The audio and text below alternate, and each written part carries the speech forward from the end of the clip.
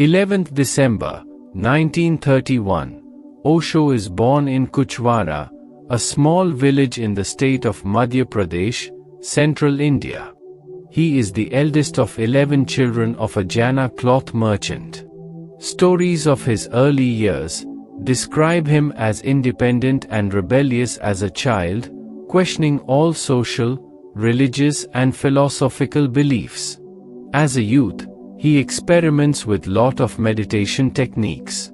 21st March 1953, becomes enlightened at the age of 21, while majoring in philosophy at D.N. Jain College in Jabalpur. 1956, Osho receives his MA from the University of Sagar with first-class honors in philosophy. He is the All India debating champion and gold medal winner in his graduating class. 1957 to 1966 University professor and public speaker. 1957, Osho is appointed as a professor at the Sanskrit College in Raipur. 1958, he is appointed professor of philosophy at the University of Jabalpur, where he taught until 1966. A powerful and passionate debater, he also travels widely in India, speaking to large audiences and challenging orthodox religious leaders in public debates. 1966, after 9 years of teaching, he leaves the university to devote himself entirely to the raising of human consciousness. On a regular basis, he begins to address gatherings 20,000 to 50,000 in the open-air Maidans of India's major cities. He starts to conduct intense 10-day meditation camps 4 times a year.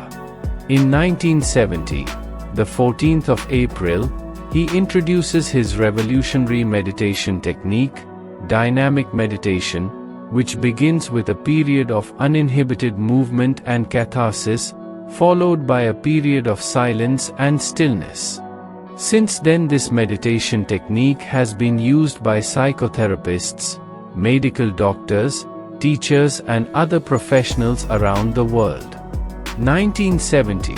In July 1970, he moves to Mumbai, where he lives until 1974. 1970, Osho, at this time called Bhagwan Sri Rajneesh, begins to initiate seekers into neo-sannyas or discipleship, a path of commitment to self-exploration and meditation which does not involve renouncing the world or anything else. Osho's understanding of sannyas is a radical departure from the traditional Eastern viewpoint.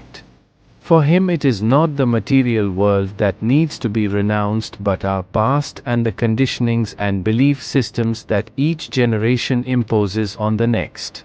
He continues to conduct meditation camps at Mount Abu in Rajasthan but stops accepting invitations to speak throughout the country.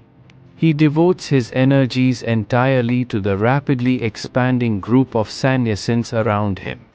At this time, the first Westerners begin to arrive and to be initiated into neo-sannyas. Among them are leading psychotherapists from the human potential movement in Europe and America, seeking the next step in their own inner growth. With Osho, they experience new, original meditation techniques for contemporary man, synthesizing the wisdom of the East with the science of the West. During these 7 years, he gives a 90 minutes discourse nearly every morning, alternating every month between Hindi and English. His discourses offer insights into all the major spiritual paths, including yoga, Zen, Taoism, Tantra and Sufism. He also speaks on Gautam Buddha, Jesus, Lao Tzu, and other mystics. These discourses have been collected into over 600 volumes and translated into 50 languages. 100,000 people pass through its gates each year. The commune that arose around Osho at this time offers a wide variety of therapy groups which combine Eastern meditation techniques with Western psychotherapy. In March 1981, After giving daily discourses for nearly 15 years, Osho begins a 3-year period of self-imposed public silence. In view of the possible need for emergency surgery, and on the recommendation of his personal doctors, he travels to the US. This same year, his American disciples purchase a 64,000-acre ranch in Oregon and invite him to visit. He eventually agrees to stay in the US and allows an application for permanent residence to be filed on his behalf. January 1987. He returns to the ashram in Pune, India, which is renamed Rajneeshtam. July 1988. Osho begins, for the first time in 14 years, to personally lead the meditation at the end of each evening's discourse.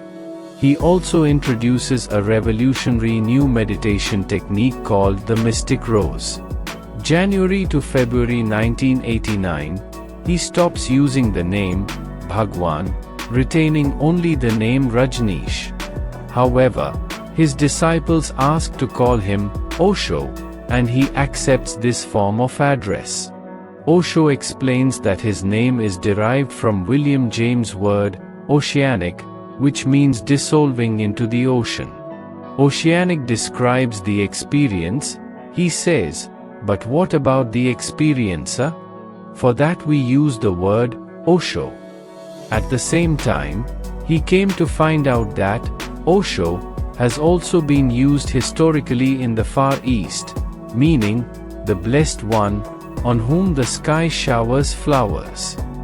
March to June 1989, Osho is resting to recover from the effects of the poisoning, which by now are strongly influencing his health. July 1989. His health is getting better and he makes 2 appearances for Silent Darshan during the festival, now renamed Osho Full Moon Celebration. August 1989. Osho begins to make daily appearances in Gautamate Buddha Auditorium for evening darshan. He inaugurates a special group of white-robed sannyasins called the Osho White Robe Brotherhood.